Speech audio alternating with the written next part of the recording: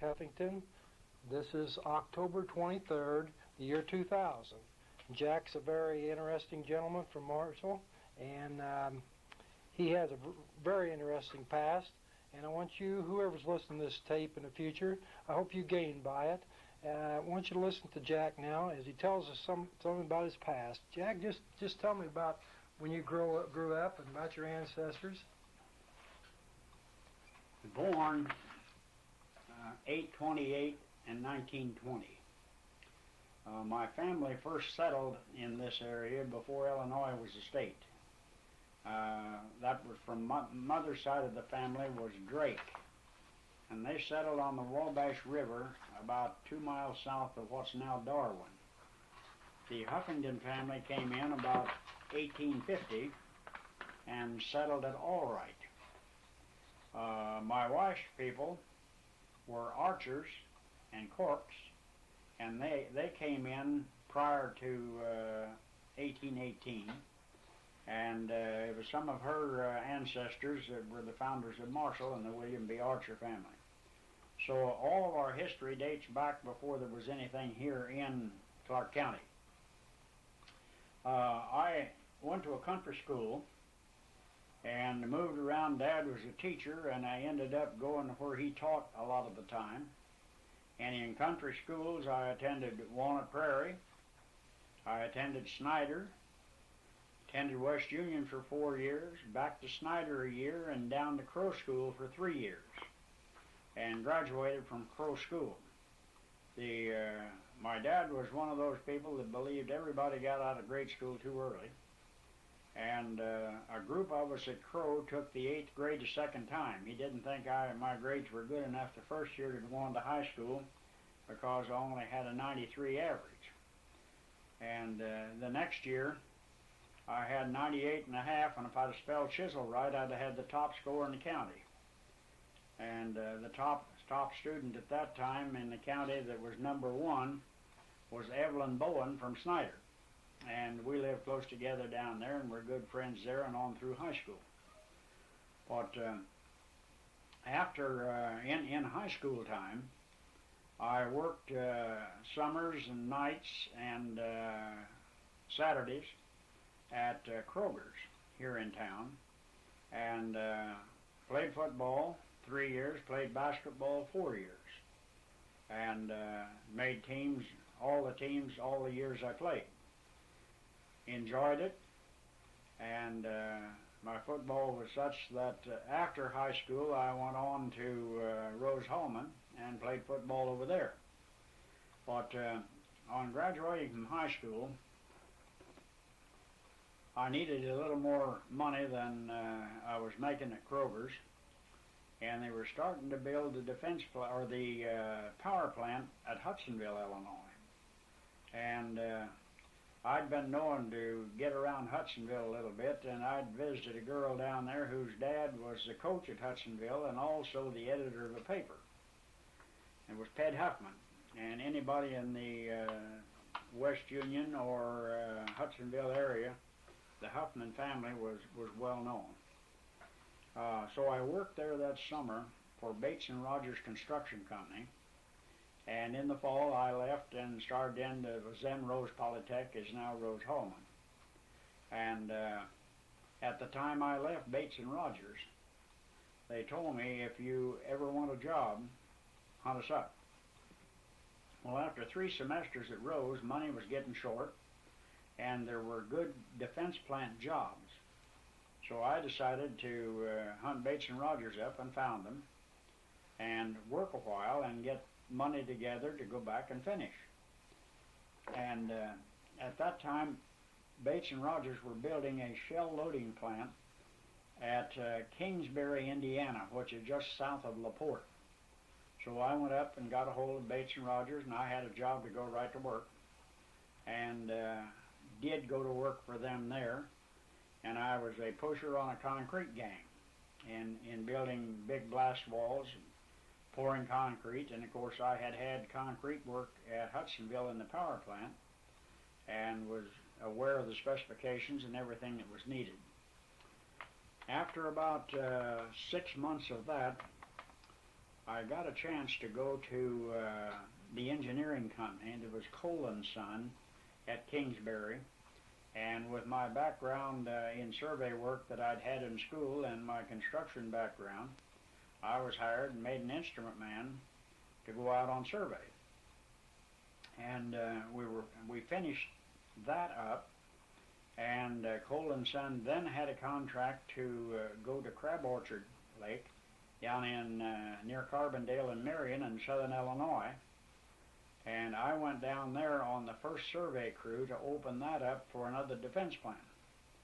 We went through that between August and April, had the work pretty well laid out. Now, my involvement was layout of railroads, the mapping, topography, that type of thing. What years were those in, Jack? And that was in the years fall of 41 and spring of 42. Okay. And a lot of interesting things happened. One of the things I remember, one of the survey crews that we had, the party chief come out of Wisconsin. Well, up in Wisconsin, when the lake freezes over and they want to cross the lake, they just drive across it. He came down and Crab Orchard was frozen over, and he needed to get around. It was about 2 miles the other side, and he just took out across the lake. It wasn't too long, and he spotted open water.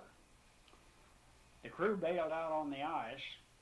They had an international wood station wagon at that time. It went through the ice and down, and after the ice went out, they went out in there in a boat and hooked a cable to it and pulled it out. When they got it to shore, there was 4 wheels left and the running gears. When they had built Crab Orchard Lake, they'd cut the stumps off about knee-high to waist-high, and they had drug that thing out through those stumps, and it tore every bit of the body off of that station wagon. So we had a lot of fun as we went along. An interesting thing that I did have down there in that at one time was to go through and locate every cemetery and every grave that I could find in the Crab Orchard area. And you found a lot of things. In the early settlements there, they buried in the orchard. One particular thing I remember, and I never knew what it was about. Must have been a massacre because there was about 40 graves, all of them with the same type and same age headstone. But as we were getting our layout work pretty well completed there, we had another job opening up at Illiopolis, Illinois. And so they moved me from Carbondale then. That same company had me at Kingsbury and moved me to Carbondale. And then from Carbondale, I moved to Decatur for the Illiopolis plant. Now, Illiopolis had 2 defense plants, one on the south side of Route 36 out at Illiopolis and one on the north side. And I went into the one on the north side. There was doing layout work for railroads, and doing highways, doing building layout, water lines, steam lines. We had power plants there, and you'd pipe your steam heat from one place to the other. And one of the funny things that happened there, you'd have a target where you're going to have a mile of railroad down, maybe straight across that, or 3/4 of a mile. You get a permanent target set up, so that every time that you wanted to work on that, you could just measure in the center line and sight on that target without going down. So they went down and painted a big target on a barn. And they built their base for the railroad. They came along putting ballast down and ties, and they got about 1/3 of the way down, and they saw that their track was running off of the grade that had been built. So they're looking to see what had happened, and they went down to this barn. That target that you go to shoot at had been painted on a rolling door on the side of the barn, and somebody had opened that door, and that moved that target about 8 feet, and so as they went towards it, they got offline. So another thing that happened there, they were using tapes that was 101 feet long. And in the early days, some of the experts from the office that had all the answers went out and did some measuring and laying out baselines, and got back in and tried to compute them. They wouldn't compute. They found out that they hadn't read their tapes too well. Instead of 100 feet, they was measuring 101. So all of these things in later life, it cautions you, and people get tired of me saying when they're on the end of the tape, now watch it, have you got zero? What's the first thing this side of it? Well, that's 1. But if they happen to be at the end of that tape, the first thing this side of it's 0. And you get real cautious about that.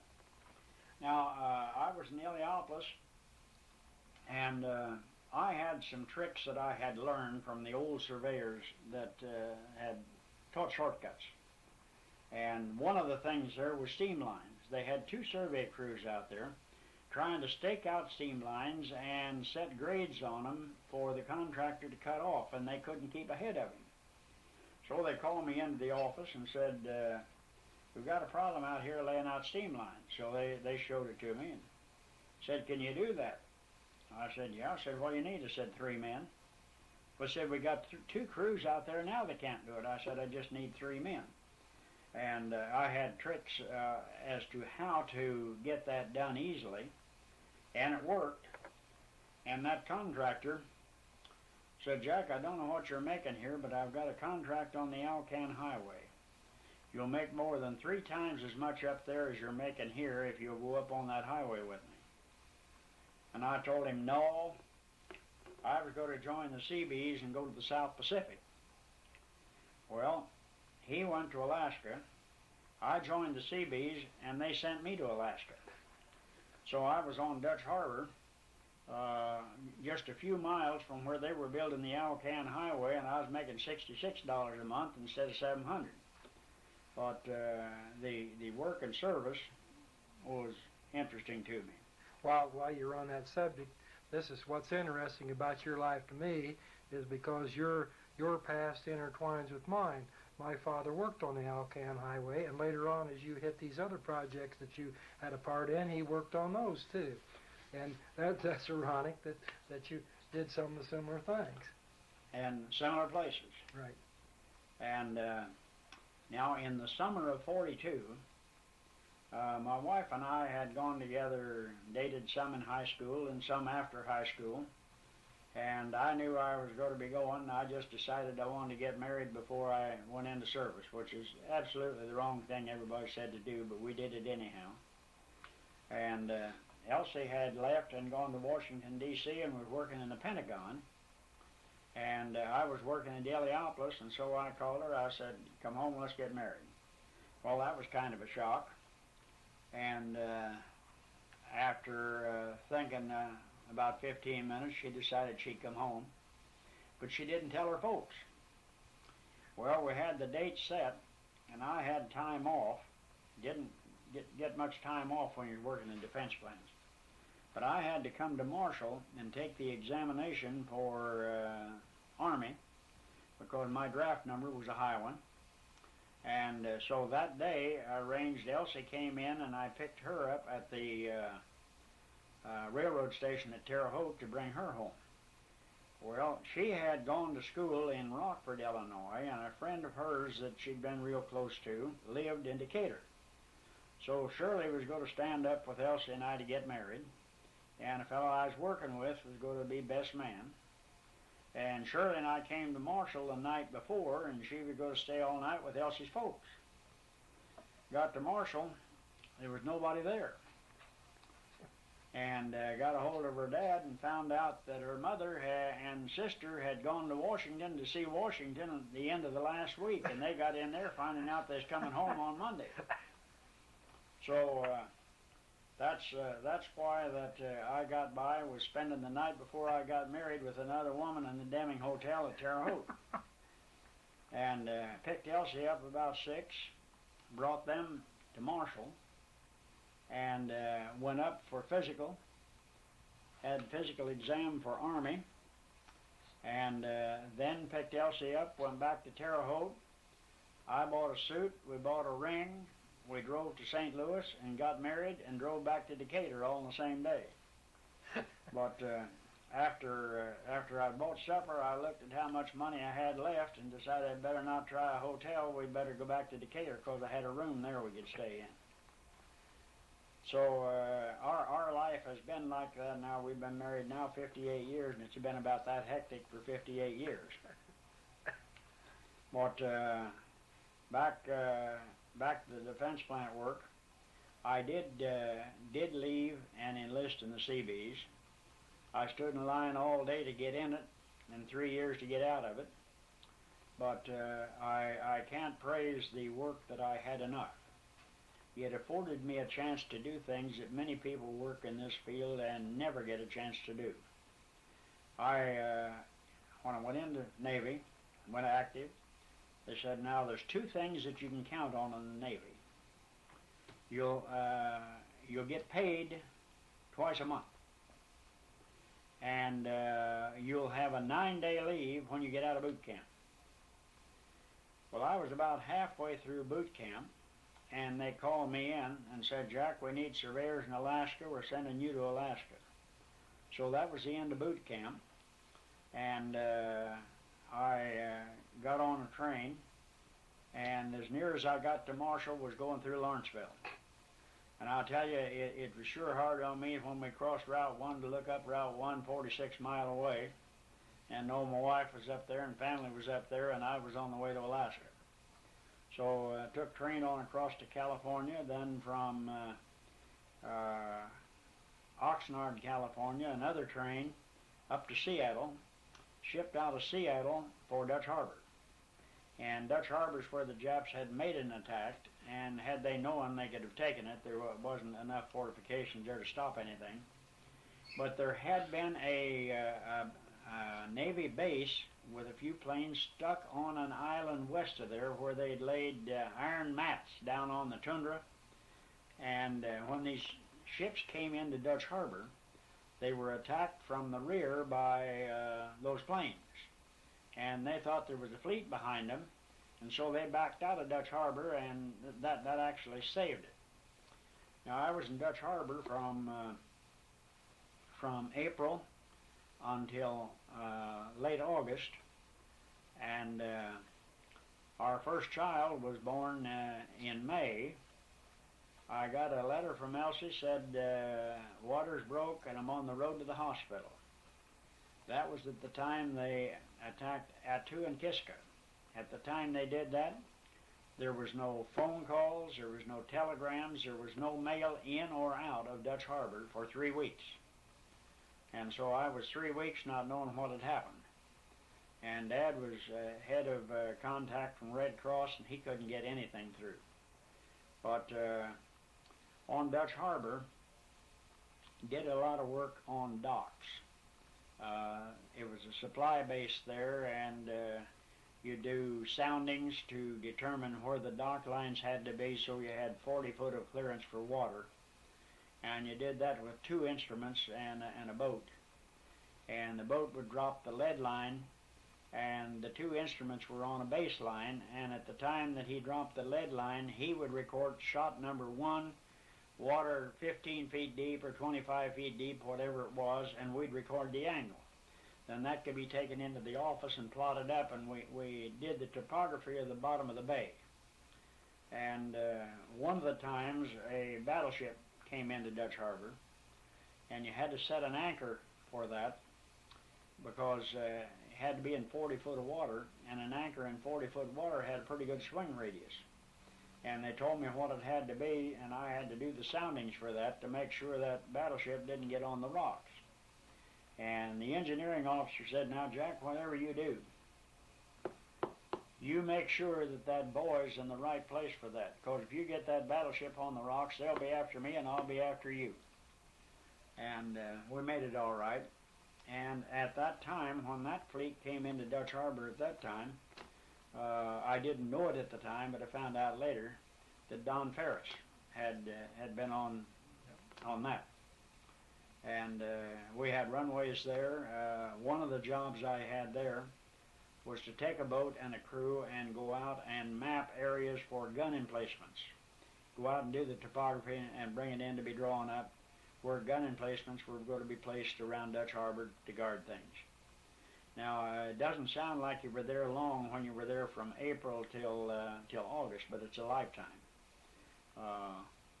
And I did mention, they said that you would have a 9-day leave and get paid twice a month.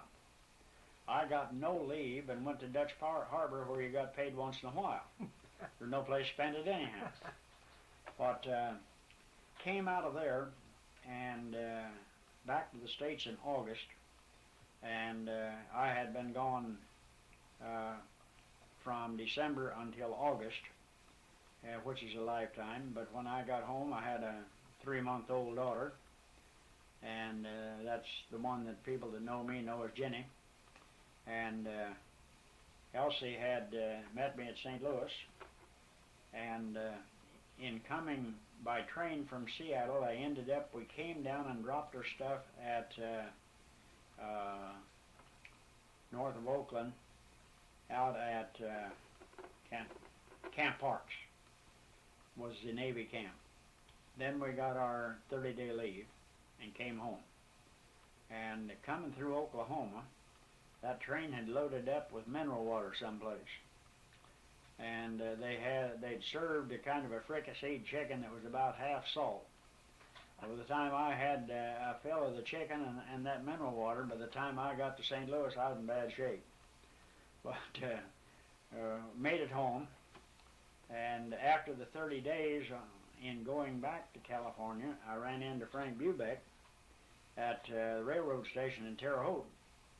And Frank was on his way back to California, and Frank and I had been the best of friends through high school and lived close together down in the country. So we went back to California together. Then we figured we'd ship out pretty quick, but they weren't ready for us yet. And so we were in California from September until May. Well, they ran out of something for us to do at Camp Parks, and they decided that maybe some of us hadn't had boot camp. They ought to put us through all that again. So we had close order drill and all that crap that after you've been overseas once, you're really not much interested in.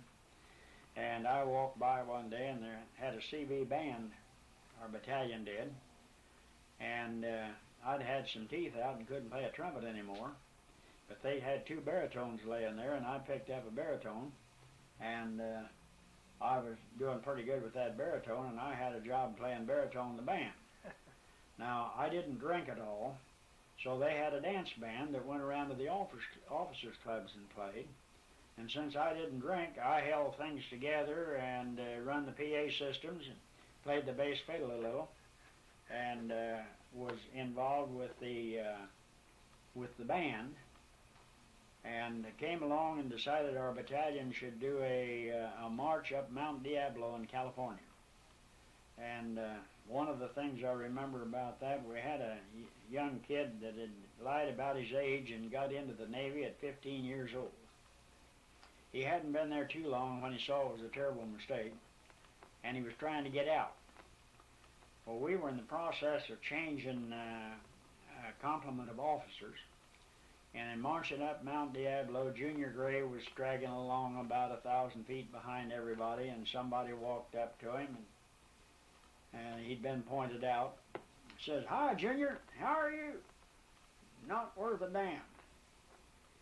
Said, "What's the matter?" He said, "I'm just waiting till that SOB of a new chaplain gets here so I can get out of this outfit." The guy says, "I am the new chaplain." So he got Junior out. He sent him to Honolulu.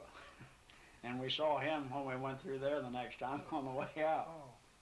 But I always remembered the pup tents. We slept in pup tents up there. And I always was bobcats up there. And those bobcats would come into camp scrounging around for food and stuff after everything got quiet. And I always wondered what would happen if a bobcat run into a pup tent with you and your partner. Didn't happen to me, nor to anybody there. But my wife then knew I was going to be there a while, and she came to California and brought Jenny with her.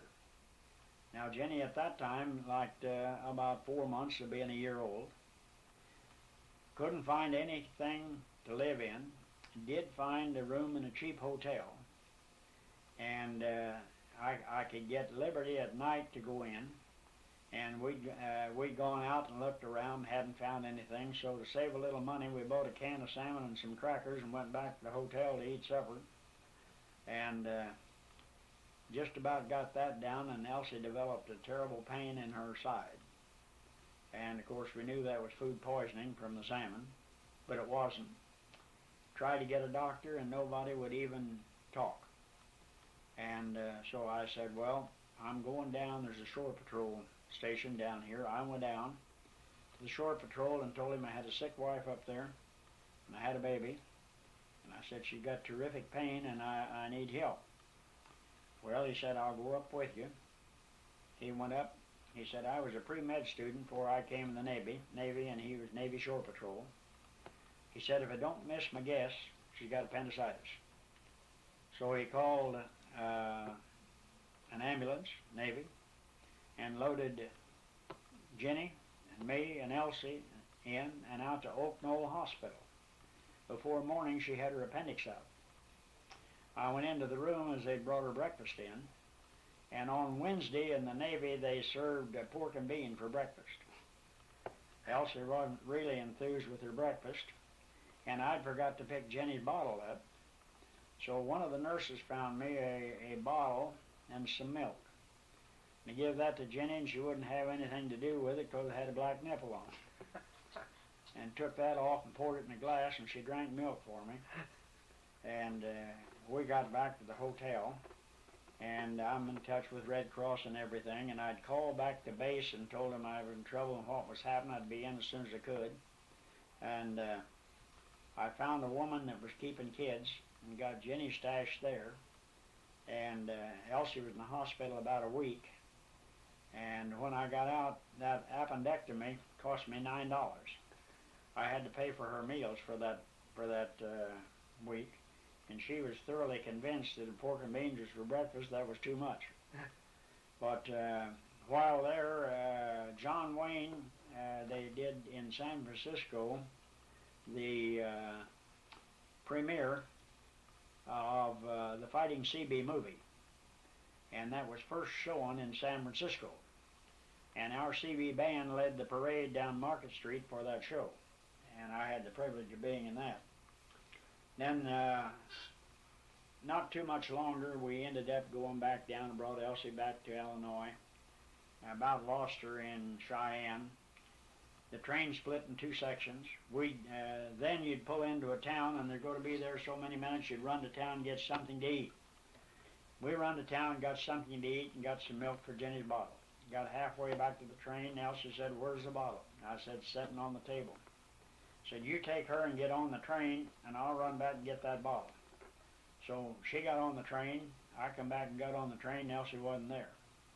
I just started to get off the train. Here she come walking back the tracks with another sailor. They got on the section going to Cheyenne instead of the one going to Chicago, and they discovered it in the yard and stepped off down at the end and walked back. But, you know, you live a lifetime in a few months in times like that. But the next time out, went into Pearl Harbor, and at Pearl Harbor, what is now International Airport, was John Rogers Field. And I did the ramps where they brought the... Okay, go ahead, Jack. Work on John Rogers Field was interesting in putting the boat docks in. Had a lot of trouble there with stakes. You drive the grade stakes in, and the motor patrol was supposed to level the coral out. And I'd get the grade stakes in, and somebody'd knock them out. Well, I heard something popping one day, and I looked around the corner of the building, and there's a motor grader coming down on the stakes we'd set that morning. He just run his front wheel down, he'd like to hear those stakes pop off. So he got on out of the area, and I reset them, and then I drove an iron pin right by the stake and set another stake right the side of it so it didn't show. Next time I went out, that motor grader was sitting there with a flat tire. I didn't have any more trouble with my stakes being broke down. We left there in September and went into the Marshall Islands, stopped there until time for us to move on. We were in there about a week on board ship, didn't unload, and went into the island of Tinian. Now, the bad thing about Tinian, we went in there and the Navy and Marines had secured the island. After we'd been there 3 months, the Army came in and they landed on Tinian, the same place we'd got, and they staged the landing of Tinian, and they took movies and everything of it, and the Army came ashore with their heavy equipment and everything, and you thought they was really making an invasion. We could set up in the brush and watch the whole thing. Now, the bad thing about that, the island was secure when we went in, so we didn't get any points for it. The Army came in 3 months later, and they got 5 points on their points they had to have for discharge. And we took a dim view of that, but didn't help any. But on Tinian, I had the lead survey crew on the first strip that was put in for B-29s. And that's the strip that the atomic bomb was flown off of to go to Japan. And it was interesting work. You work day and night. And they got me up one night about 10 o'clock and said, "Jack, somebody's tore out all the grade stakes. Is there anything you can do?" So we gathered up some lanterns and flashlights and went out, and you'd shine a light under the transit so you could see the crosshair, and then you'd shine a light on the rod so you could see your target for setting grades. And you take dim views of that. And it was on work on that first strip that the rest of my life I've been thankful that a gun jammed. One of the fellows backed into the edge of the cane to do what you do when there's nothing around and you got to get rid of something. And he come out pulling his pants up and said, there's a Jap in there." Well, I grabbed my rifle and tried to shove a shell into the chamber, and I couldn't get it in. When I looked to see what had happened, I'd been carrying the clip on my belt, and the lip of the clip had got down so that you couldn't get a shell out of it into the carbine. So I would have at least been shooting at a Jap if that hadn't happened, and the rest of my life I've been thankful that that didn't happen. And on the island of Tinian, we had on this particular field 4 parallel strips, each 8,500 feet long with a constant grade of 1%. And then there was another field that had 2 more. We had the capabilities there and did in the big firebomb raids on Japan. We were putting 6 planes a minute into the air off of the island of Tinian. And they were loaded with napalm. And they'd load those things heavy, and as they came down this, when they went off the end of the strip, there was a 40-foot drop. The plane could actually drop when it went off and then get pick up and go on out. I remember seeing as high as 4 planes at a time burning that had crashed in takeoff. And kind of sobering. Another time, a plane coming in, our camp was just up above North Field is where the big bomber base was. That's the one that had the 4 parallel strips 8,500 feet long. And that's where they had the spot that was where the atomic bomb was assembled and loaded on the airplane. The first plane to land on our field was took our insignia, which was a black cat. So there was a big 13 on the side of the plane with a black cat on it. And I did see the Enola Gay. Now, I was not on Tinian at the time the bomb left. I was already on Okinawa. But I did the layout on the hydraulic lifts. The hydraulic lift to put the bomb in an airplane was the size of a hydraulic lift in a station that lifts an automobile. They talked about how small the bomb was. The bomb may have been small, but the shielding around it was such that a B-29 had to have special construction on the struts in the bomb bay to allow that to be loaded. And at the time it was dropped, the skipper came on the air and said, "You did this to the Japs."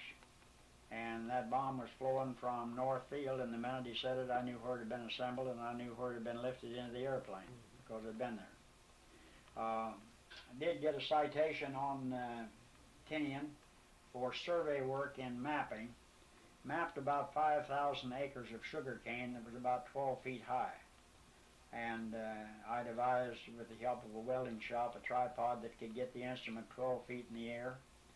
And we were working through areas. We'd find the Japs' water, food, and clothes. They were hid out around us all the time. But if you had a show of strength, they'd stay away from you. If not, why, you'd bought the farm. In one particular case, some Seabees had been out souvenir hunting, and Japs got a hold of them and drug them in a cave, and that's the last they saw of them. And the skipper didn't like that very well, so he went out with well drills above those caves. The island was porous with caves, and drilled down into the caves and took a truckload of gasoline out and poured down through the holes he drilled, and then touched her off. Now, I don't know whether it killed the Japs or not, but it cured their appetite for souvenir hunters. Seabee's motto was "can do." You'd find a way of doing it. It was interesting work. The work that I had and was able to do has made me a living the rest of my life since I've been back. You experienced things and did things that you'd work here a lifetime and never have a chance to do. I was detached from the battalion in April and sent on to Okinawa and attached to Island Command to do mapping and planning for the construction of the bases there. Now, Okinawa was the hospital base for the invasion of Japan. And on my trip out there, I flew off of Tinian in a C-46, and we went down and landed at Guam, was there a couple of days, and then went up to Iwo Jima. And just before the invasion of Iwo Jima, a part of the fleet had come in, and some people that I'd been in Seabees with before had made it in and visited us. And I saw him again when we got to Iwo Jima. And you hear about turning gray. In the Battle of Iwo Jima, he turned from a dark-haired man to a gray-haired man. And you hear that, but I saw that happen there. Now, they wanted Iwo Jima because it was supposed to be fog-free, and our planes invading or bombing Japan would be shot up. And so they wanted that for a base where these planes could cripple back into and save lives and planes. And while there, I was there 3 days on Iwo Jima, and fog came in when we were there, and we couldn't get off to fly on to Okinawa. Now, we was walking up along the runway, and here come a plane coming in the wrong way on the strip. Touched down, they threw parachutes and everything else that was loose out the back door to slow that plane down. He'd been shot up over Japan, and coming back, his tires were shot up, his brake lines were out, he had no brakes, and they threw the drags down, and he bounced off of the end of that down onto another strip, did 180 degrees, and the crew climbed out and walked away from it. And we did get off of that. Now, we had to, we took some fighters with us when we went to Okinawa. And they didn't have navigation with them, so they had to go with a bigger plane that had navigation. Well, on the way to Okinawa, we had a lot of thunderheads. And they moved around through those, and the navigator got a little off, and they got in close enough to Japan, to Okinawa, the fighters left us.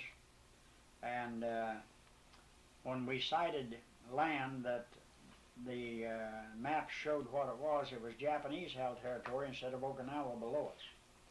And when we landed on Okinawa, we landed in Kadena, and we flew in over Aishima, and that was just a short time after Ernie Pyle was killed on Aishima. Now, at the time that we landed, the Japanese were on the south side of a river from Naha that ran up into the mountains, and then on across we were down to Yanabaru, which later became Buckner Bay. That was the battle line. And The Marines had tried to get across the river and they couldn't because of Japanese fire. The Army had tried it and they couldn't, and they pulled back, and the Navy pulled the battleships around, and they leveled that city. It just looked like you took a giant roller and it rolled over the whole thing. The only thing still standing were a very few buildings that had concrete pillars and stuff in them, and all the walls and everything is shot and burned out of those with holes. But the Navy leveled it. And so we landed at Kadena and went down to the east side of the island. The next day I took a survey crew and headed for the front, and we were starting surveys for an airfield at Buckner Bay, and that was down close to sea level, and they had rice paddies and sweet potato pads there. They'd dig the dirt and throw it up, grow sweet potatoes, and where they had the water, they'd grow rice. And they had narrow walkways in those areas. Now, that day, we were in there taking cross-sections for an airport, and the American tanks were dug in behind us, firing over the top of us at the Japanese on a hill ahead. And I knew right away that was a hell of a poor place for a farm boy from Illinois.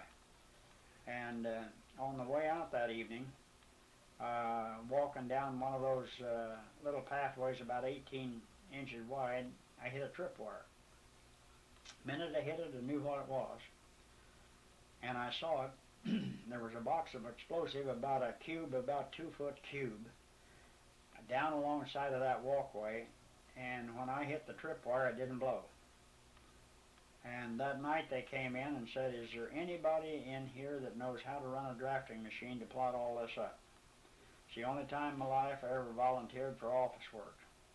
But I did work in the office then until the battalion got back out. And when the battalion got there, they grabbed me back to the battalion for survey work for the battalion.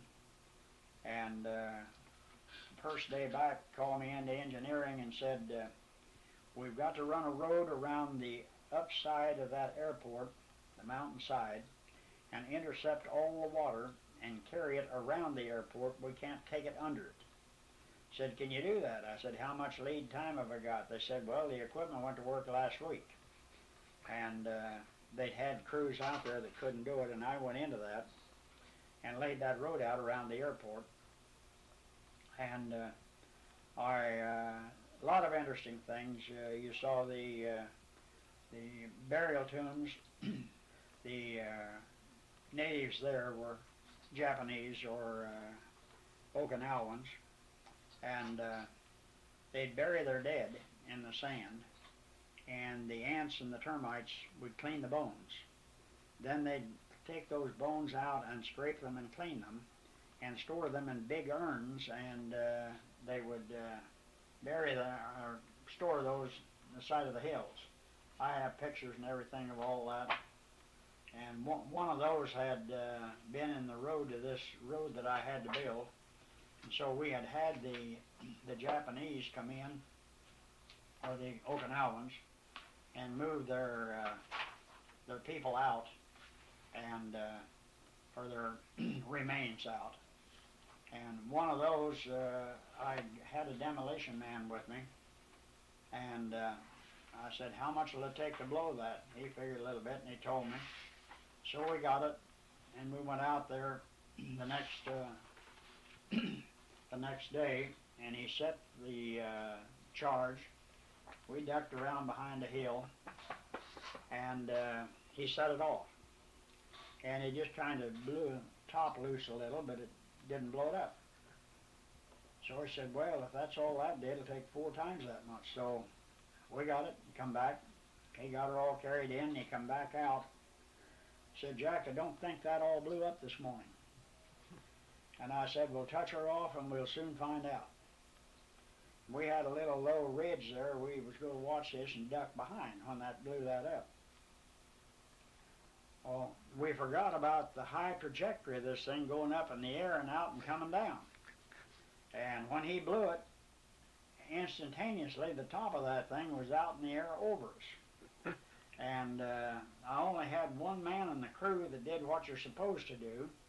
That's you don't run, you don't do anything else. You stand and watch what's in the air and sidestep what's coming down. He got hit on the arm. I turned to run and fell in the truck rut and laid there with the top of that thing flopping all around me and didn't get hit at all.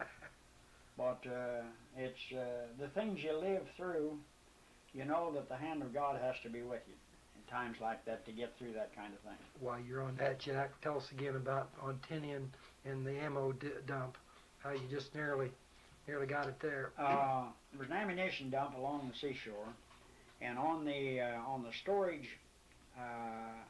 or on the mapping of the large area in Tinian, I would do traversers. I'd go out so far and loop back so that I had loops. Every time you loop back to where you started from, you had the loops. You're still in yeah. Loop back, and you could check mathematically, see if it had any errors. I said, boys, after we eat dinner, we'll loop back to the coast. Came back, set the gun up. I said, let's go ahead this afternoon, and we'll go this afternoon and loop back tomorrow. And we had just got about 200 yards from that ammunition dump, and she went sky high. Had we not gone ahead, we'd have been right in the middle of that. Now, there was a crawler cat down there with an overhead crane on it that lifted bombs to put them on carriers to take them to the airport. And one of those, or all of them down there, the biggest piece wouldn't have been as big as a wheelbarrow. It killed every living thing that was there. The birds, it stripped the leaves and everything off the vegetation. Nothing was alive. And evidently it was sabotage, because we in our work constantly found the clothing, we found the water, we found the food. But when I went into that job, I told the skipper I had to have 12 riflemen. I said, I've got 6 surveyors. And he said, well, what do you need riflemen for? And I told him.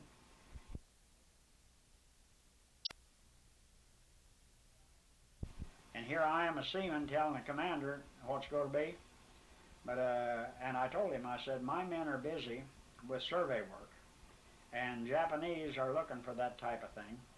I said, I want riflemen that have nothing whatever to do. I want one ahead and one behind every man I got working. And I did. We weren't shot on and had nobody hurt.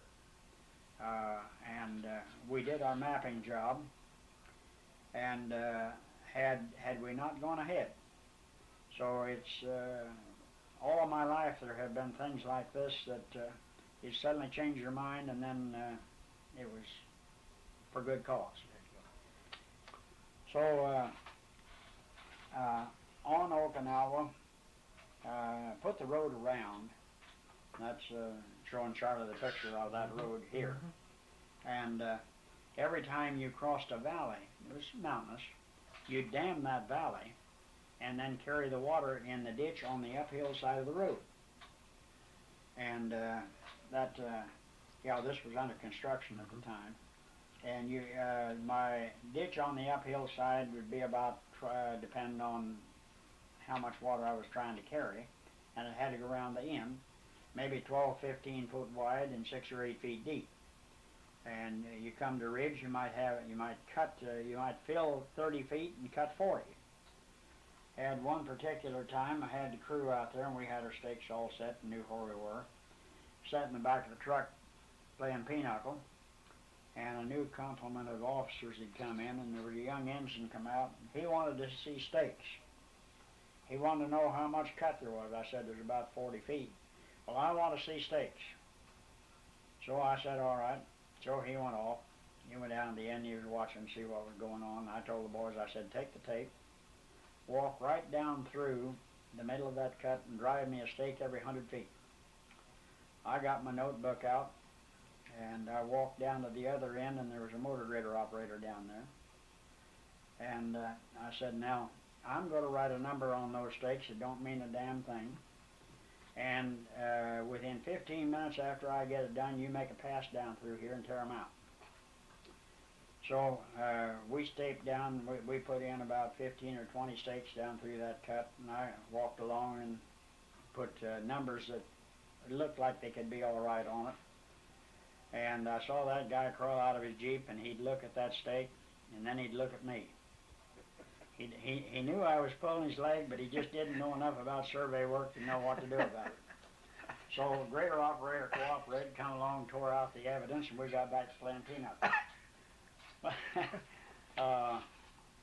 I then got involved in laying out the big hospital. And I don't remember anymore how big it was or how many thousand beds it would have been. What island is that again, Jack? That's on what island? And this is Okinawa. Okinawa, okay. We were in the process of building the base to take care of the wounded from Japan. Okay. And it was there when we were building that. The radio came on one night and said the Japanese have made a sneak attack on Iwo Jima. They went in at night, they slit the side of tents and threw grenades in and have gassed the troops on Iwo Jima. Along about 10 o'clock that night, all the lights, everything went out completely black. And the ships in the harbor shot everything that was loose. It was the darndest display of fireworks I've ever seen in my life, and I've seen some big ones. And we were blacked out. I was on the floor of that tent digging under my cot trying to find my blasted gas mask. Never did find it. And after about an hour, the radio came back on, and Japan had sued for peace. The ships in the harbor picked it up on shortwave, but we had no way of knowing that that's what it was. And we were right on the flight plan of the Japanese planes that came in bombing attacks and kamikaze suicide missions came right in over our camp. And there was so much stuff went in the air, we had people that were hurt by projectiles coming down. We had fellas in our tents that were there where projectiles came down through the tents and lit in their bed. But it's lucky nobody was killed that I know about from that night. You actually never seen any kamikaze pilot yourself? Yes. They were come at you? Yes. On above Buckner Bay, when I was doing the office work, there was an air raid, and you run and you got in your shelter, and you could see down in the harbor. And there was an LST down there that had the ramp down, and that plane come over the top, diving at the side of it, and I saw somebody on the dock run just as he got to the opening end of the ship, which was big. The whole end of them opened up. The plane hit the side of that thing and blew up, and it just looked like he was on a yo-yo string. It just flew him back through the air out, and he lit on the dock. I don't know whether he lived or not, but all of that was right under us, and you could see it. And there, sitting, I forgot, we had some kind of a tin or thing over us for some dirt, and at the side, and some metal came down right at the side of where we were sitting. We got to see that. Now, it was on Tinian that I was souvenir hunting, and I found a Japanese machine gun with a magazine still nearly full.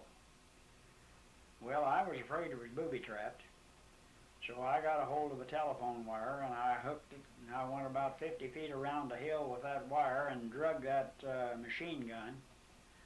And when I was satisfied that it wasn't going to blow up, I went back and got the magazine off of it. And this was in 43 and early 44. And the ammunition in that was stamped Winchester Repeating Arms, St. Louis, Illinois, 1941. The ammunition was made for the Japanese machine gun, different caliber from what we had, in 1941 at the time that we were anticipating war. Right. And I carried that magazine and intended to get it back, to get it to politicians in Washington to show. And when I flew from Tinian to Okinawa, I had to cut down the weight I had enough. I had to leave that magazine there. But I never did forget didn't bring much in the way of souvenirs home. I have a few Japanese shells. You know, you can have a lot of fun with those. On Tinian, in building our camp there, the Japs were all around us. Live ammunition, grenades, everything. And I had a grenade and poured the powder out of it and put the detonator back on. I didn't have any powder in it, so it would, but the detonator would go off. And had a bunch of fellas up working on the Quonset hut, and it's surprising how many doors there are out of a Quonset hut if a bunch is scared. I walked up and leaned over the window and acted like I was drunk. And said, well, one of them makes this thing go off. And I pulled the pin out of it, and you had to hit it. I hit it down, and you could hear that thing sizzling. And in about 4 seconds, there wasn't a man to be seen. And once again, I got out of there before they could get around to doing anything about it. But a lot of fun. My service life has made me living the rest of my life, because in such a short time you got so much experience. So Charlie, I got home for Navy Day in 1945. I came home on the Topeka, and several years later I have a son-in-law that collects marine stuff, and he took me down the basement to show me he'd got a porthole out of a ship that had been salvaged. And he got a porthole out of the Topeka that I had come home on. And he didn't know that I'd been on the Topeka. But Dutch Harbor was interesting. Every place that I went was interesting. And I went into the Navy for survey and engineering. I did it the whole time I was in there. And I commend it to anybody. There's a lot of opportunity in service if you go in to take advantage of the things that are offered. Okay. You want to tell us about now after the war, what you did here in Clark County? I got home in the fall, and in the process of looking for work, in the early 40s, the state had started a lakes program. They had put out to the politicians that they were going to build a lake in every county. And Marshall was in line for their lake in Clark County. They were going to have one here. Well, Dad was a politician at the time, and he and Bob Flowers, and I don't remember who all at that time. John Lewis was a rep in Springfield. They met John at the Department of Conservation to see how Clark County's lake was going to be. And at that time, Clark County had applied for a little lake on Route 40 west of town that was above Old 40 in what was known as Starkey Hollow, and it had been about 15 acres of water. And Dad came home and said, well, they said they've hired an engineering company, and he's looking for some surveyors. Well, my next day, I was back in Springfield. And I went into Sam Parr's office in the State House, and Sam sent me to an MP O'Brien that had the contract for the engineering. And with my experience in mapping and survey work, I was hired on the spot and went to work, and I worked from December of 45 until the spring of 50. Now, Adlai was elected governor in Illinois in 48, and by the time he got in office, he set out to shut down all conservation work. And at that time, the contract had been let for the clearing at Marshall, and I had been the resident engineer on the construction of the one at Ramsey, north of Vandalia. I'd done the survey work in Kankakee and in Murfreesboro, and Stevenson completely killed the program. At Kankakee, they had the contract let. The reinforcing steel was on the job. The reinforcing steel was buried in the ground on site, and the contractor was paid his anticipated profit to shut the contract down. And I then went to work for Warren and Van Prague out of Decatur, and in 4 years, then Stratton was elected, and I knew that the Lakes program would be back in business, And so I'd gone into Springfield to go to conservation and see what was going to happen and where the work was going to be. But I'd been, Sam Parr, who was Mr. Conservation at that time, had become a close friend of mine, and I knew that I'd have work. And in talking to the Department of Highways, people there, they said, you don't want to go to that, too much politics. I said, why don't you go work for Highway? Well, I said, at the time I talked to Highway before, they wouldn't talk to anybody that hadn't completed a degree. They said, that's changed. And my friend said, would you talk to the Highway Department? He knew my background, and so he made a telephone call, and I went at 1 o'clock to a man by the name of McCree. And about 20 minutes talking to McCree, he said, I've got a job for you. Where do you want to work? Told him I'd prefer Paris. Well, he said, if you don't get what you want at Paris, you come back. And he called Paris. I stopped in Paris on the way home, and I didn't think got much satisfaction out of it. I went on back to Fort Knox where I was working, and at 10 o'clock the next morning I got a call and wanted me to report to work on Monday. I said, well, I can't do that. I had $2 million worth of construction in my area. I said, I've got to turn this over to somebody, and I can't do that in less than 2 weeks. And so he said, come when you can. So I left Warren Van Prague in Kentucky and came back to Illinois in the Highway Department, and was there from December of 52 until late December of 55. I was there 3 years and came back to Clark County, and I've been here ever since. Went in first to do the engineering work for Van Tarbell, who was county highway engineer, and when he decided to retire, I went after the job and got it, and went in as superintendent. I came in here and did all the engineering from 55 on. At the time I came here, there was one oiled county highway in the, now there were township roads around Casey that were oiled, but county highways had one oiled county road from Old York to West York. All the rest of the county highways were gravel or stone.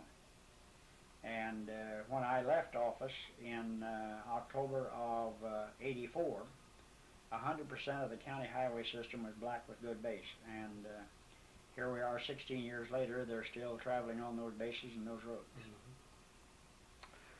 While you're along that line, I know you're going to get to it in a minute, along with Dr. Mitchell and yourself, I know, tell us about Route 40, the bypass, because I remember the road used to come just to the Indiana line.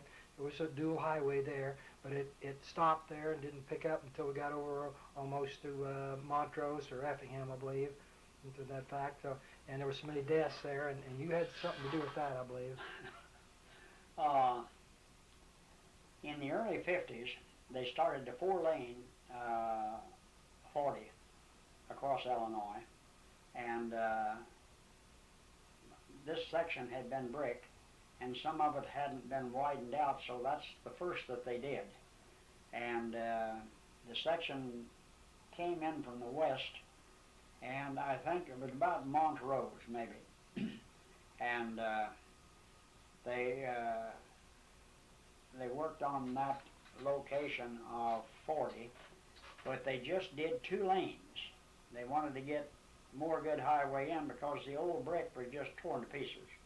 And so they put 2 lanes of it in, and that was to be going one direction. Then they come back and put the other 2 lanes in for the other direction. So they had just got the 2 lanes finished when they decided to come under Eisenhower with the interstate system. And the idea of the interstate system then was, in case of conflict or war or something, you'd need highways that you could move a lot of equipment in a hurry. So they wanted a 4-lane limited access highway that you could shut all the traffic off of. And so they immediately went to work and built those.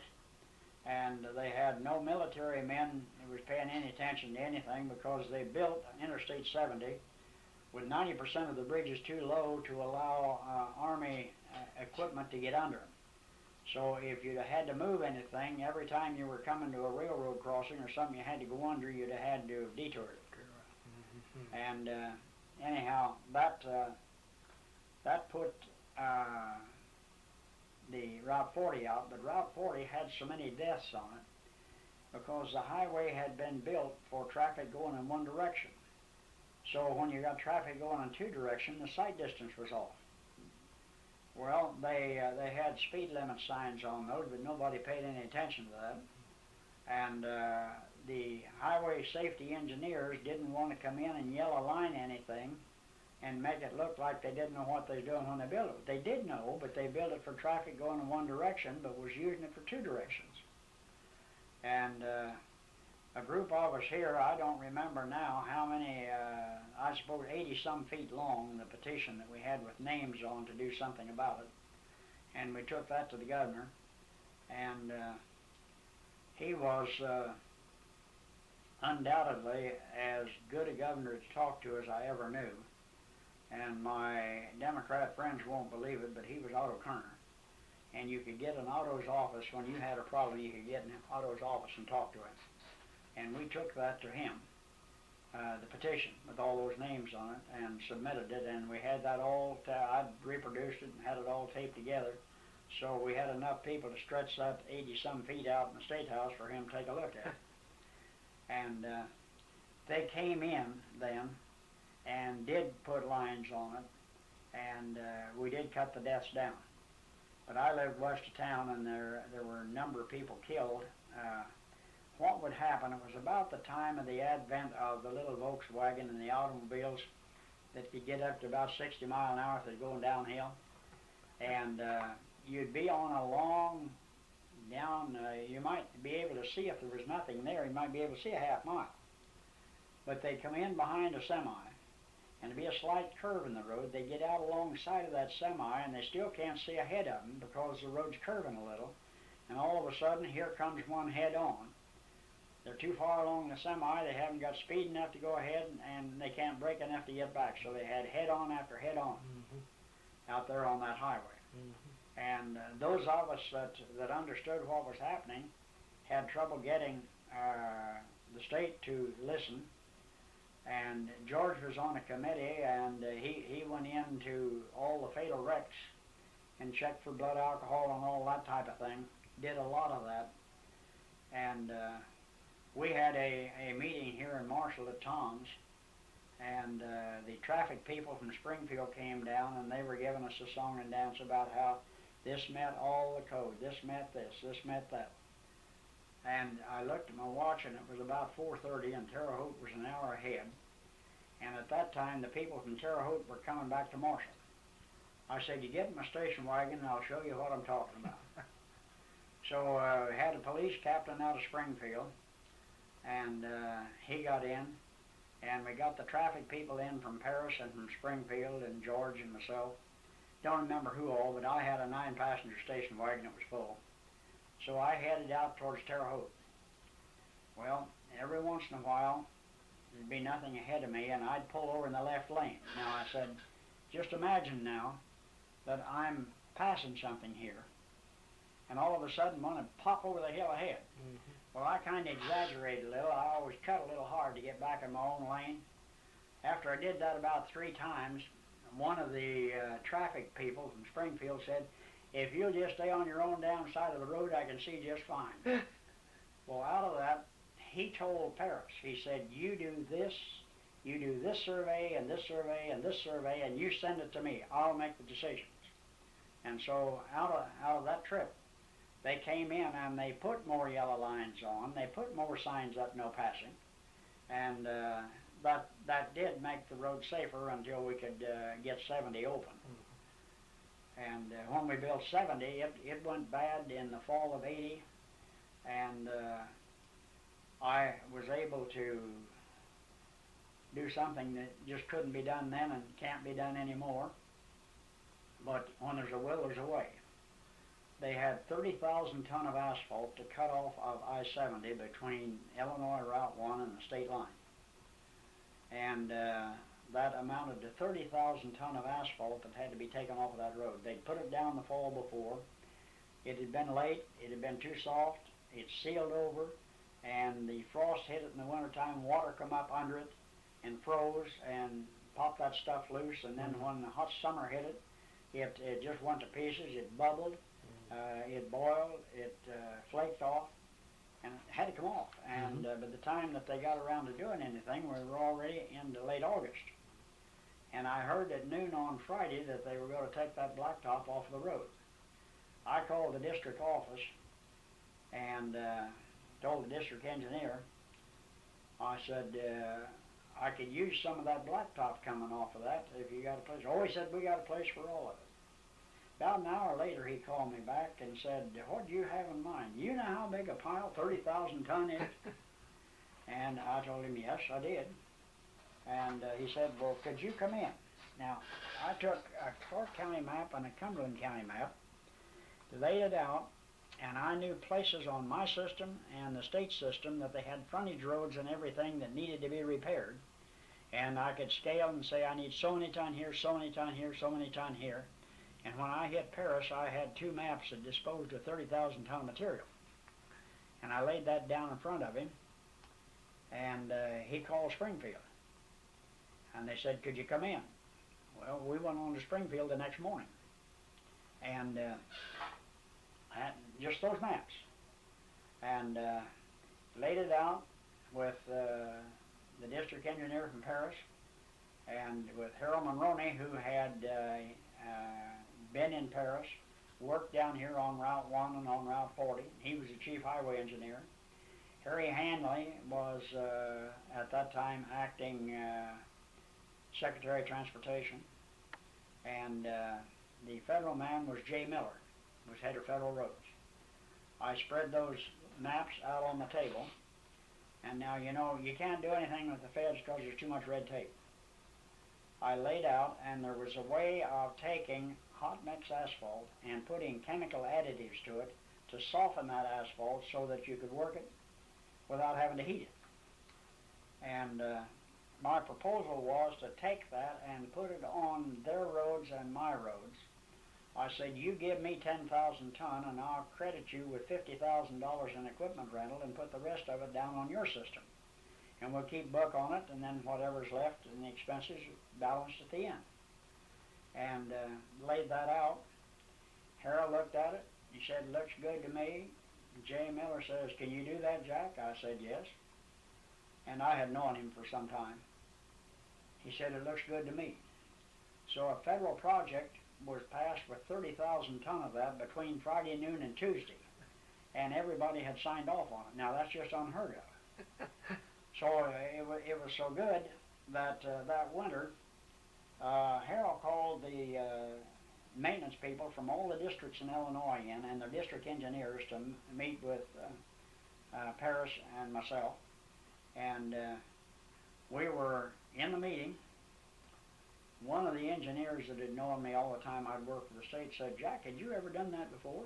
I said, no, but I knew about it. Well, he said, how did you know that the county'd come out all right on a deal like that? I said, hell, there was no problem. I was keeping the book. Well, my engineer went right through the ceiling, but the rest of them got a big kick out of it. But we put that down in 1980, and that is still down. It's still in perfect condition in all the places we put down. Mm-hmm. Though many of you that may know this, read this or hear about it, may have known of Bill Davison. Bill Davison grew up at Marshall, but he'd been out by Route 40, halfway between Auburn and Martinsville. Bill had just put a foundation in for a new house on a piece of this road that I was going to do just at the west edge of Marshall. And we laid that road down, and it was the old brick. It had been full of holes. It was terrible to drive on. And there wasn't any way the state was going to spend any money, but if we could use something like this and put it back in good shape. And went down to Dick Newland's and tied back into 40 again. So Bill had a habit of stopping in Tom's Bar downtown. So I went in and I said, boy, you talk about politics. Poor old Dick Newland been trying for 3 years to get that road fixed out there. And Bill Davison pours the foundation for a new house, and they rush in and do it. And nobody knew I'd done it. And Bill come in for his drink, and there's all on him. And they carried him high for a week or two. And then I said something to him about a politician getting that done. He said, damn you, I'll bet you spread that story in here. But we did a lot of work. We had a good time doing it together. Our crews in this county during our construction and putting the whole system under, many times would get a job ready to go at 2 o'clock in the afternoon, and we go to work right on through the night till we got it done. If you held over and you got rain, then you had days work to do to get ready again. And my people from early May until late October would end up averaging 60 to 80 hours a week. Now, it's a lot of hours. They didn't make much an hour. But the board had agreed after 40 hours they pay time and a half overtime. So after sometimes we'd work right through, work the clock around. And by Wednesday they'd have their 40 hours in, and then we worked 6 days a week. They made enough money, they bought their homes, they sent their kids to college. And other counties, other places, their people would work 40 hours. They didn't make a lot of money. Then whoever was working there was working minimum wage in a filling station someplace. And instead of that, my people were working at time and a half for those extra hours. Yeah. And the turnover in my personnel in those years was very, very low. I was a hard man to work for. I took no foolishness. It was my responsibility. If I told them to do something, if it was wrong, I stood behind it. And at the time I retired, there was a fellow working for me by the name of Bill Baker. And I'd set Bill down 3 or 4 times. And about 6 months later, he said, I'll tell you, I couldn't wait till you retired and got out of here and you hadn't been gone 2 weeks, and I wished I had you was back. So all of my people were good friends and have remained good friends the rest of their life. There you go. Jack, before we run out of time, let's move. I want you to tell us about the parks. I know my father was involved in that too, building, but you were instrumental in Lincoln Trail and Mill Creek too. Tell us about Lincoln Trail. When I went to work in the parks program under Sam Parr and working for Morgan O'Brien out of Springfield, we had to contact every county and look at what they had available, and if their site wasn't good, help them pick a site. Well, I of course, Drew Clark County came in here, and they had the little one out here at the Starkey Hollow, and that wasn't it at all. And we went out to Clarksville, where Mill Creek now is, and laid that out.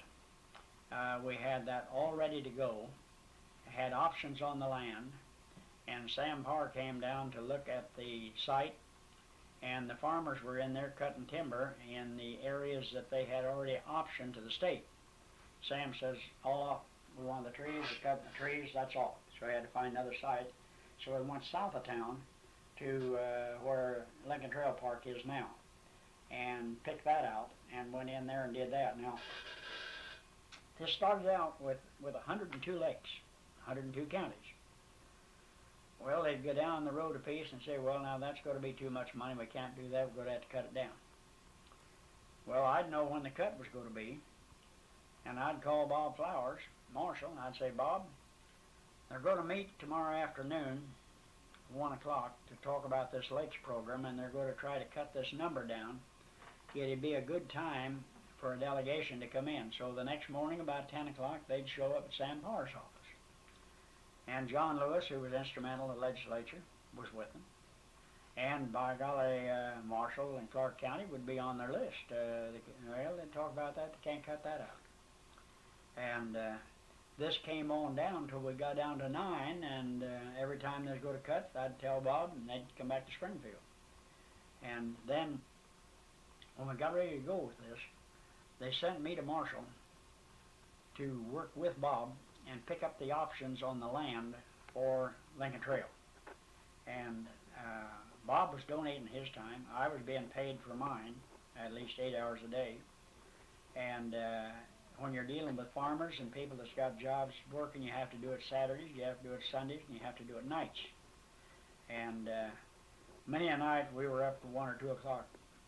And the first man that we went to had just bought about a 200-acre farm right square in the middle of it, with where the water is now and right around it. And that was Herman Wallace. We went to Herman the first night because he was our key. We talked to him. Well, he said, Now, I just bought this. And he said, I've got to have a place to farm.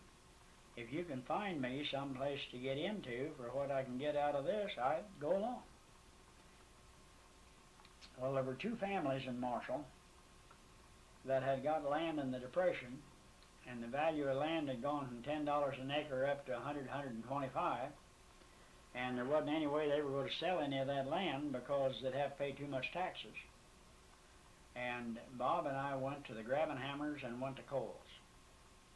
And we talked to them about what we were trying to do, and they went along with us. And we put together the place that was just east of the, well, it's about straight north of where the gate is now on across the creek and north. The next road above it would take you in by it. And we got Herman a nice farm up there for the same money that he had in Hollers. I drove a car all over the valley where water is now as we did the surveys and things there. But Bob donated untold hours, and every time I called him, he showed up in Springfield with his delegation. Mm-hmm. And he never did get the credit that he should have had for the work that he did on that. But it's kind of like I told Joy Miller one time at church. She's talking about all the work she'd been doing. I told her she'd get a reward in heaven. She damn sure wouldn't get it in Marshall. Yeah. But Bob did do a tremendous amount of work on it. Mm-hmm. Okay, then what was the deal on Mill Creek? I know it folded up there for a while. Mill Creek folded up when Sam Parson cutting the trees. Then, about 1960, the federal government came out with small watershed development for the prevention of flooding. And Mill Creek started up in Edgar County and came down, and the other tributaries came in, and it flooded everything out from Route 1 on, and all the creek bottoms above was totally destroyed every time you had a flood. And to qualify for small watershed development, you had to show that the improvement over a period of time would pay for itself in revenue back from the areas that you were protecting. So we started into this about 1960 in small watershed development. I was buying the postage out of my pocket. We were meeting and getting this thing going. We was working with the Wabash Valley Commission. And then the site was picked for the big dam on Mill Creek, exactly where we had the dam picked for Lincoln Trail Lake. And then a number of others were built around. I don't remember the amount of money now. I had creek bottom land west of here that was protected by it, and I was assessed so many dollars on the land that was flooded to pay for all of these reservoirs that we put in that protected us. And that's mostly been paid out now. It was a low interest deal, I think maybe 3% or something like that over a period of time, maybe 20 years to pay out. And I think there were 8 small dams put around, as well as the big one at Mill Creek. Okay. I know my dad had worked on some of those projects out there. Well, okay, I guess that brings us up to 911. I know that you were the main person on that too. One of the main ones. I had after I'd retired, Herb Tresh had left the Methodist Church better than $1 million in assets. And they wanted to modernize the Methodist Church, and I got involved in that. And that took about 3 years, and I donated my time there in working with the architect to put the plans together. And then I was the construction engineer on it. We didn't have a general contractor. We let a contract to the plumber, we let a contract for excavation, we let a contract for building, and the various things we had to do, but then I coordinated the work and put that together. That's a beautiful job. And then Delaney Bank had gotten a bind, and when I'd taken 2 counties, in my last 10 years of working, I had been county engineer in Clark and Cumberland County both. And at the time I went out there, I'd got off the bank board because I didn't have time. But they told George Nichols what I'd done at the Methodist Church, and they'd taken bids on an addition to the bank that came in about $35,000 higher than their architect had told them it would be. And he was an architect builder, and that was his bid. And he called me and he said, Jack, they told me what you did at Methodist Church. Would you do it at the bank? I said, well, I'll look at it. And so I'd gone to the bank and looked at it, and the same contractors that I'd had at the Methodist Church had submitted proposals on the bank. And I took a look at that. I said, if I can use these, we can put this together. Instead of $125,000, we can put it together for around $90,000. And in getting into it, I found a number of errors in the design that had to be corrected. And we did that. And I'd finished that, and 911 came along. And I had good friends that had been on the board on that, and they bounced me about working with 911. I said, no, not a good do it. I said, too much red tape, too much politics, not a good do it. Well, Sam said, well, if you were going to do it, what would you do? Well, I said, first thing to do, I'd get an architect that's close enough that he could service a job, and I'd talk to him to see what he can do. Well, he said, where would you go for an architect? I said, well, I'd go to Terre Haute and see if I could find somebody here within 16 miles instead of getting an architect that's Springfield or Decatur or St. Louis. They're too far from you to service it. So, well, would you go with us? So I went over with him, and I had an architect on the church that I'd had some trouble with, but we'd worked it out, and he'd been doing good work for me, so we went back there. And that had changed hands. So we went in to meet with him at Terre Haute, sat down, and said, well, we're going to build a 911 building, and we want to move on it. You have time to put together. So, want to know how big it was? I told him. Yeah, I said, I think we could probably do that. I said, well, we'd like to have something moving on that this fall so that when spring breaks, we could get into it. And then I said, well, if you do that, what are you talking about in the way of fees? Well, they talked a little bit and told us, and then he kind of laughed. He said, now, we've done two things since you got here that we weren't going to do. We weren't going to give you a time level that we could do, and we wasn't going to tell you what it was going to cost. But we started in with them, and everybody had wanted this, wanted that, and they came in the first time, and they'd put so much stuff in it that was total the budget. Then they came back and allowed us to cut that down to what they could afford. And we put together what we have now, and was able to do that the same way. We had a general contractor, but I was on the job as supervising engineer. When they worked, I worked. And the church I had donated, and that I charged 911 5% of the construction cost for the engineering on it. And I lived with that from the start till the time we finished. And one of our meetings with an electrical engineer, there was some stuff that had to be changed, and he wasn't going to change his plans. I said, well, now you're not hearing me. This is what it's going to be. Well, he said that'd be extra. I said, well, it has to be. This is what it has to be.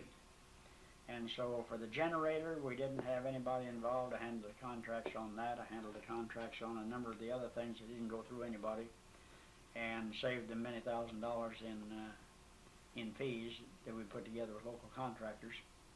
And we finished 911, and that's been operating beautifully.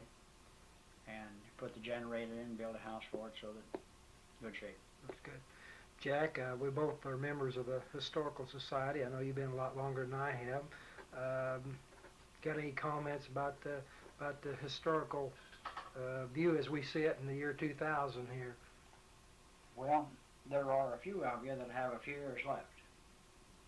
The big problem that we have there is about 75% of us are 80 years or older, and whether we like it or not, we're not going to be around too long. We do have some young people that have come in the last 2 or 3 years, taken hold of it, and there's so much in the history. There's so much available, and everybody has pet projects in it. We put the place together. Now, it was started in the 60s, erroneously. They got it on the National Register because it was the first post office in Marshall, and Uriah Manley was the first postmaster. Now, the part that was good was Uriah Manley was the first postmaster. But at the time that he was postmaster, there wasn't even a house there. And I didn't know that until later. I was looking at the abstract and found my great-great-grandfather had bought the whole block for $200 when William B. Archer went bankrupt and they sold his assets to defray his debts. So a lot of things like that gets to be of interest. And we have gone through it and put it up in shape with new windows and new siding. And it's in operation now so that you don't have a big bleed out every year in trying to maintain an old building. And it is an old building, but we've got a good roof on it, and we've got good siding on it, and we've got good air in it, and everybody seems to be enjoying it, but it needs young blood. And now young blood in the Historical Society, for the most part, needs to be people that's retired between 55